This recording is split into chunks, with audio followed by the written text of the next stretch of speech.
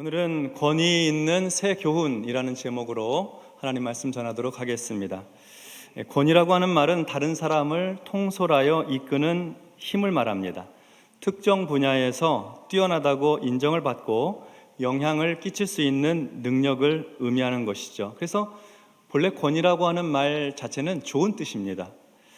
그러나 요즘에는 권위라는 단어가 환영을 받지 못하는 시대입니다. 권위라는 말을 떠올릴 때 군림하고 억압하는 느낌을 줍니다. 자기 스스로를 높이는 권위주의, 기성세대의 일방적인 자기주장, 요즘에 이런 말도 많죠. 꼰대, 이런 느낌입니다. 그러다 보니 공동체의 질서를 세우는 데에 유익하고 또한 좋은 전통을 개선하는 차원에서 필요한 권위, 좋은 의미의 권위마저 위축되고 버려지는 현실입니다. 물론 이렇게 된 이유는 그동안 권위를 가진 그룹, 예를 들면 부모님이나 정치인, 경제인, 저 같은 종교 지도자, 선생님, 판검사, 과학기술, 또 의료의 전문직 종사자들, 이런 권위를 가진 그룹이 그 권위를 권력으로 사용하고 때로 도덕적으로 부패하였으며 권위자의 실수와 허물이 사람들에게 많은 피해를 입혔기 때문입니다. 그러다 보니 권위의 해체, 좋은 전통과 지도력에 대한 거절 등이 하나의 시대 사조로 자리 잡게 된 것이죠. 그러나 우리는 권위주의와 권위를 구별해야 하며 좋은 권위를 세워 규모 있는 삶, 질서 있는 사회를 추구해야 합니다. 오늘 우리 성도들이 세워야 하고 추구해야 될 좋은 권위, 우리 성도들과 교회가 회복해야 할 그 좋은 권위에 대한 말씀을 함께 나누려고 합니다. 먼저 21절의 말씀을 보도록 하겠습니다. 그들이 가버나움에 들어가니라. 예수께서 곧 안식일에 회당에 들어가 가르치시매. 그들이 가버나움에 들어갔습니다. 여기서 그들은 예수님과 예수님의 제자들을 말합니다. 바로 앞 단락에 보면 예수님께서는 갈릴리 호수에서 물고기를 잡고 있는 어부들을 예수님의 제자로 부르셨습니다.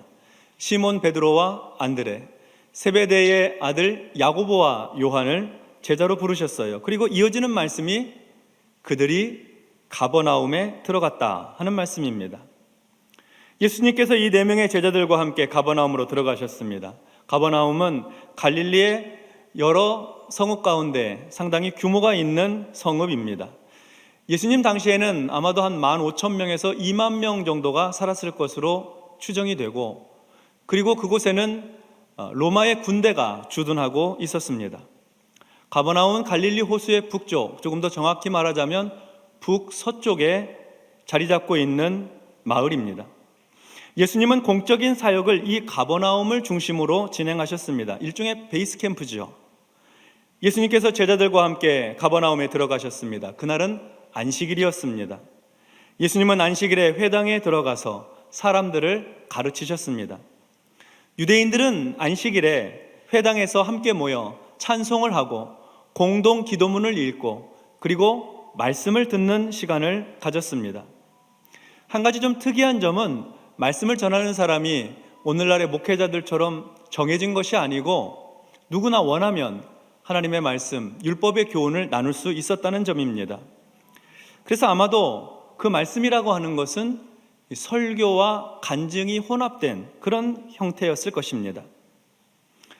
그래도 회당장은 구약의 율법에 정통한 그 마을의 랍비나 율법 교사에게 부탁하여 말씀을 전하도록 요청하는 일들이 많이 있었습니다. 예수님께서 회당에 모인 사람들에게 하나님의 말씀을 가르치십니다. 회당장에 부탁이 있었다는 표현이 없는 것으로 보아 예수님께서 자발적으로 나서서 말씀을 가르치신 것으로 보입니다. 이어서 22절을 보겠습니다. 뭇 사람이 그의 교훈에 놀라니 이는 그가 가르치는 것이 권위 있는 자와 같고 서기관들과 같지 아니함일러라. 예수님께서 안식일에 회당에서 가르치셨는데 회당에 모인 사람들이 예수님께서 가르치시는 교훈에 놀랐습니다. 예수님 말씀에 아주 큰 은혜를 받았고 마음에 감동이 되었다는 말씀입니다. 성경은 예수님께서 가르치시는 것이 권위 있는 자와 같았다 하고 말씀합니다. 예수님께서 권위 있게 가르치셨다는 말씀입니다. 그런데 예수님이 권위 있게 가르치신 것은 서기관들이 가르치는 것과는 달랐다 하고 말씀합니다. 서기관들이 가르치는 것과 달랐다. 서기관은 본래 문서를 기록하고 관리하는 직무를 담당하는 사람을 말합니다. 구약 시대에는 왕의 비서 역할을 하기도 했고 왕실 내의 모든 사건을 기록하며 보관하는 일을 했습니다. 직업적인 필사자들도 있었는데 그들은 계약서를 쓰거나 문서나 편지를 작성하고 의뢰인의 말을 받아서 적는 일을 하였습니다.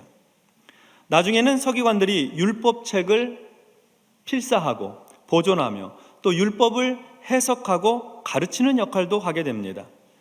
서기관이 되려면 글을 읽고 쓸 줄 알아야 하며 또 율법도 잘 알아야 했으니 당시에는 상당히 엘리트 그룹에 속한 사람들이었습니다. 바벨론 포로기 이후에는 서기관들이 유대 사회 안에서 한 계급을 이루게 되는데요. 이들은 율법을 해석하고 가르치는 일, 장로들의 전통과 유전을 준수하는 일에 주력하게 됩니다. 율법의 규정들을 세밀하고 촘촘하게 만들어서 사람들이 어떠한 경우에도 하나님의 계명을 어기지 않게 하려고 하였습니다. 그래서 서기관들을 가리켜 율법을 해석하고 가르치는 율법 교사라고 했고 유대인들은 그들의 권위를 인정해 주었습니다. 그리고 예수님 당시에는 많은 서기관들이 산헤드린 공회의 의원으로서 권력의 핵심부에 있게 됩니다. 그러니까 서기관들은 율법을 수호하고 율법의 교훈을 가르치는 일에 있어서 굉장한 권위를 가진 사람들이라고 할 수 있습니다. 안식일의 회당에서 율법을 가르치는 일을 서기관보다 더 잘할 수 있는 사람들이 없어요. 그런데 사람들은 예수님의 교훈을 듣고 나서 예수님께서 가르치시는 것이 권위 있는 자와 같고 이 서기관들과 같지 않았다 하고 말했습니다. 회중들은 왜 이렇게 평가를 했을까요? 서기관들은 율법 교육, 율법과 전통에 대한 가르침을 위해서 힘쓰고 애썼던 사람들입니다. 백성들에게 율법이 말하고 있는 것이 무엇인지 율법을 자세하게 해석해주고 그 율법의 내용을 전달하여 주었습니다. 그리고 하나님 말씀, 그 율법 철저하게 준수해야 된다고 가르쳤습니다. 다 맞는 말이죠. 하나님의 백성이라면 하나님의 율법의 말씀을 따라 사는 것이 옳으니까요. 서기관들은 사명감을 가지고 일평생 철저하게 율법을 공부하고 율법을 해석하고 또 백성들이 그 율법을 지키게 하려고 이 성경의 수호자로서 한 글자 한 글자 빠짐없이 가르치고 전수하려는 그 열정으로 사는 사람들이었습니다. 서기관이 되기 위해서는 어렸을 때부터 열심히 율법을 공부해야 되고 정말 수고하고 애써서 높은 학문과 지식을 얻어야 했기 때문에 그들의 노력을 생각해 보면 존경받아 마땅하고 그 권위가 인정받아야 될 것 같습니다. 그런데도 회중들은 그들의 가르침을 권위 있는 가르침으로 받지 않았다는 겁니다. 왜 그랬을까요? 왜냐하면 그들의 가르침이 정보 전달에 그치는 가르침이었기 때문입니다. 정보 전달하는 가르침이었어요. 성경의 모세오경에 기록된 율법의 내용이 이러이러하다. 하나님께 드리는 번제와 제사는 이렇게 드려야 하고 유월절은 이렇게 지키고 또 이렇게 생활하면 부정하게 되고 이렇게 하면 죄가 되고 선지서와 지혜서의 가르침이 이러이러하고 하나님 백성은 이렇게 살아야 한다 하는 등등 성경에 기록된 정보, 성경 율법을 해석한 정보를 전달하는 가르침이었습니다. 율법에 대한 학문과 지식을 전달하는 일이었다는 거죠. 그런데 이 가르침이 정보의 전달에 그치게 되면 문제가 발생하게 됩니다. 정보 전달자가 어떤 사람이든지 상관이 없게 되기 때문입니다. 그가 가르치는 자격증만 있으면, 그가 박사 학위만 있으면 그가 인격적으로 어떤 사람이든지 상관이 없게 됩니다. 그의 성품이 괴팍하고 무정하며 부패하고 불의해도 정직하지 않아도 자기중심적이고 이기적이어도 상관이 없게 됩니다. 무엇보다도 말씀을 가르치는 자신이 그렇게 살지 않고도 얼마든지 정보 전달을 할 수 있게 되니까 이 가르침이라고 하는 것이 정보 전달에 그치게 되면 상당히 문제가 되는 것입니다. 그래서 서기관들의 이 정보 전달에 열심, 최선을 다하고 혼신의 힘을 다한 이 일을 보면서 이게 위험할 수 있다 하는 깨달음이 있으니까 제가 그런 사람 될 수 있는 거예요. 제가 목사가 정보 전달, 하나님 말씀에 정보 전달만 하고 그 말씀대로 살지 않아도 도덕적으로 윤리적으로 부패하고 문제 있어도 정보 전달만 하고 살면 그런 위험성이 있다는 거예요. 그러나 우리가 잘 아는 바와 같이 교훈과 가르침이라고 하는 것은 그 내용과 함께 가르치는 사람의 인격과 성품이 더 중요한 겁니다. 가르치는 사람이 어떤 삶을 살고 있는지가 그가 가르치는 내용의 가치를 말하고 그의 가르침을 확신시켜주기 때문입니다. 그래서 진정한 교훈과 가르침은 삶으로 가르치는 것이고 인격으로 가르치는 것입니다. 자신이 그렇게 살면서 그 말씀대로 살면서 가르치는 것이 귀한 교훈이 되고 그렇게 살아가려고 애쓰는 그 가르침이 사람에게 영향을 끼치는 가르침이 되는 것이죠. 그런데 서기관들에게는 그런 삶이 없었고 그런 인격과 성품을 찾아볼 수가 없었다는 말입니다. 그들은 단지 정보의 전달에만 관심이 있었습니다. 그들의 마음에는 율법의 규칙만 있고 사람이 없었어요. 사람을 아끼고 존중하는 마음이 없었습니다. 그래서 사람들에게 모든 율법의 말씀을 가르치면서 그 말씀을 반드시 지켜야 되고 지키지 않으면 죄인이 된다고 그렇게 가르쳤습니다. 사람을 단지 율법 준수의 대상에 불과한 존재로 그렇게 보았던 것이죠. 그래서 서기관들의 가르침은 마치 힘으로 누르는 권위주의적인 가르침이었고 사람들을 억압하는 교훈이 되었던 것입니다. 그들의 권위는 사람 위에 군림하는 권위였습니다. 그러나 예수님의 가르침은 그러지 않았습니다.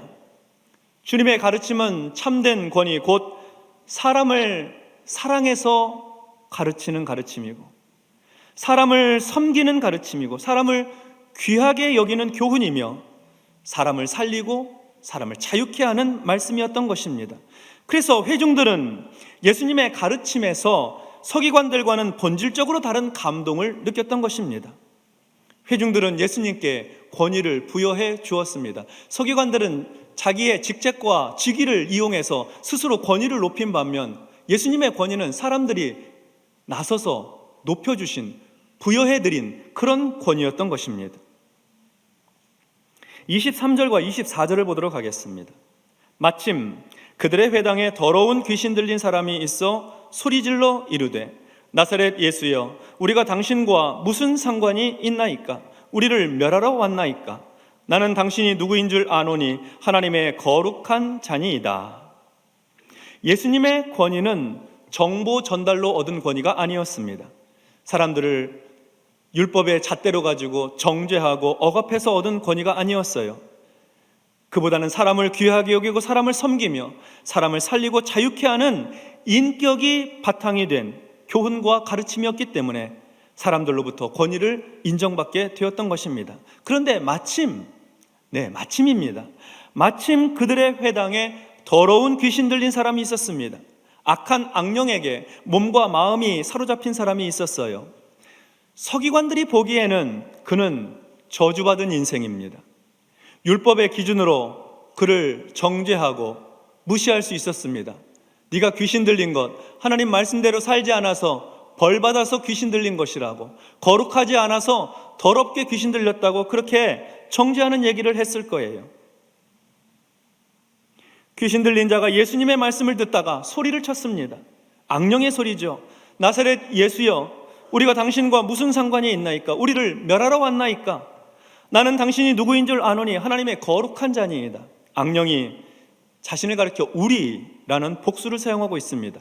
여러 악한 귀신이 이 사람을 강하게 사로잡고 있었다는 말이죠. 이 더러운 귀신이 예수님을 알아보았습니다. 그래서 예수님, 우리가 당신과 무슨 상관이 있습니까? 이렇게 물어요. 그렇죠. 예수님하고 더러운 귀신하고 무슨 상관이 있겠어요? 상관없죠. 귀신 신경 쓰실 필요 없죠. 그러나 예수님은 악령에 사로잡힌 그 사람과는 상관이 있으셨습니다. 그 사람이 마음 쓰이셨어요. 주께서 그를 긍휼한 마음으로, 불쌍한 마음으로 보셨던 겁니다. 그래서 그를 건강하게 해주고 싶고 악령에게서 놓여나 자유하게 해주고 싶으셨습니다. 25절부터 28절 말씀 보도록 하겠습니다. 합독하겠습니다. 예수께서 꾸짖어 이르시되 잠잠하고 그 사람에게서 나오라 하시니 더러운 귀신이 그 사람에게 경련을 일으키고 큰 소리를 지르며 나오는지라. 다 놀라 서로 물어 이르되 이는 어찌미냐?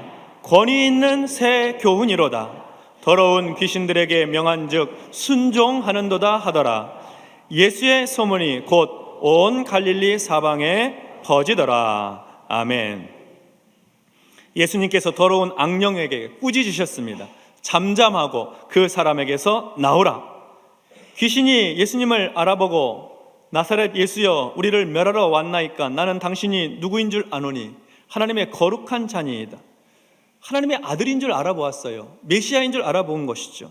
그러면서 자꾸 말하는 거예요. 그래서 예수님께서 악한 귀신을 향해서 조용히 하고 잠잠하고 그 사람에게서 나오라, 이렇게 명하셨던 것입니다. 그러자 더러운 귀신이 그 사람에게 경련을 일으키고 큰 소리를 지르면서 나오는 거예요. 뭐라고 소리쳤을까요? 주님을 향해서 두렵다고, 무섭다고 말했겠죠. 못 살겠다고, 어디 한번 두고 보자고 그렇게 소리치며 나갔을지도 모릅니다. 회당 안에 있는 사람들, 이 광경을 지켜보았습니다. 사람들이 다 놀라면서 서로 이렇게 말을 주고받아요. 이는 어찌미냐? 권위 있는 새 교훈이로다. 더러운 귀신들에게 명한즉 순종하는도다. 이 어찌된 일인가? 어떻게 이런 일이 일어날 수 있다는 말인가? 권위 있는 새 교훈이다. 더러운 귀신들에게 명령하시니 귀신들도 순종하는구나. 권위 있는 새 교훈이로다. 이렇게 고백을 한 것입니다. 사람들은 예수님의 교훈과 가르침의 말씀을 은혜 가운데 감동하고 감격 속에서 그 말씀을 들었습니다. 그래서 자기들이 예수님께 권위를 부여해 드렸어요. 그런데 예수님께서 더러운 귀신을 쫓아내는 장면을 보니 우리가 권위를 부여해서 권위가 있으신 분이 아니라 그야말로 하늘로부터 부여된 권세를 보게 된 것이죠. 놀라운 경험을 하게 된 거예요. 그래서 그들이 고백하기를 이 권위는 위로부터 주신 권위, 곧 권위 있는 새 교훈이다, 이렇게 말했던 것입니다. 예수님의 권위는 더 이상 사람들이 부여한 권위가 아니라, 그 정도 차원의 권위가 아니라 하늘로부터 받은 권위, 하나님께서 주신 권위가 되었던 것입니다. 서기관들의 권위와는 본질적으로 비교할 수 없는 전혀 다른 권위였던 것이죠. 성도 여러분, 우리 예수님은 우리에게 권위 있는 새 교훈을 주시는 분이십니다. 우리 한 사람 한 사람을 귀하게 보시고 존중해 주시고 사랑하셔서 우리를 죄와 사망에서 구원해 주셨습니다. 우리에게 하나님 나라의 복음을 선포해 주셨습니다. 우리 예수님은 단순한 정보 전달자가 아니라 실제로 하나님의 말씀대로 사셨고 하나님의 말씀을 이루고 성취하셨습니다. 그리하여 사람을 살리시고 영혼을 구원하신 것입니다. 예수님은 사람들의 존경과 사랑으로 권위를 얻으셨으면서 동시에 사람의 권위 부여를 뛰어넘어 하나님께서 예수님에게 하늘의 권세와 하늘의 권위를 부여해 주셨습니다. 권위 있는 새 교훈은 하나님의 권위가 있는 새 교훈인 것이죠. 예수님의 권위는 살리는 힘으로 작용하고 구원하는 능력으로 나타났습니다. 서기관들의 권위는 억압하는 권위요, 정죄하는 권위요, 자기를 높이는 권위였지만 주님의 권위는 겸손한 권위, 낮아진 권위, 다른 사람을 살리고 구원하는 권위가 되셨다는 겁니다. 그 대상이 누구든지, 그가 세리이든지 창녀든지, 그가 죄인이든지, 그가 어린이든지, 먹기를 탐하고 포도주를 즐기는 사람이든지, 그가 누구든지 상관이 없습니다. 예수님께서 그들과 어울리시면서 하나님이 주신 권위를 가지고 권위 있는 새 교훈을 전하셨습니다. 예수님의 십자가는 권위 있는 새 교훈의 정점입니다. 자기 자신을 십자가 위에 내어주셔서 몸이 찢기고 피를 흘리셔서 죄인을 살리시고 사탄에 매여있던 우리를 구원해 주셨습니다. 우리의 구원은 서기관들의 가르침을 따라 살아서 얻은 구원이 아닙니다. 수고하고 노력하고 애써서 얻은 구원이 아니라는 말씀입니다. 우리의 구원은 예수 그리스도의 십자가를 믿어서 얻은 구원입니다. 그리스도의 보혈의 공로를 믿어서 얻은 구원이에요. 권위 있는 새 교훈, 하나님의 은혜로 구원을 받은 것입니다. 나와 같은 죄인을 긍휼히 여겨주시고 불쌍히 여겨주셔서 그냥 지나치지 못하시고 죄의 권세에서, 악한 사탄 마귀의 권세에서 우리를 건져주신 것입니다. 자유케 하신 것이에요. 그러니 그 은혜가 감사한 것이죠.